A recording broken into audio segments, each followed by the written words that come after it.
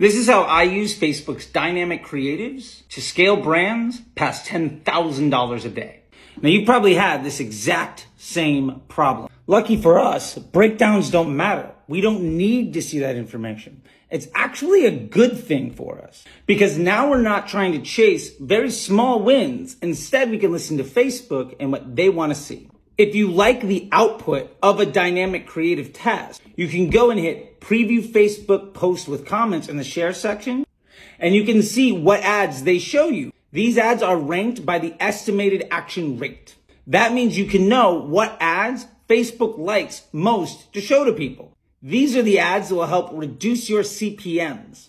If the elements of these ads also match what got the most spend, and you're really happy with the output, well, now we know this is the ad that had the most to do with that outcome that you're happy with. So if you hit the timestamp of that ad and grab the post ID, you have your hands on a winning ad that you can scale.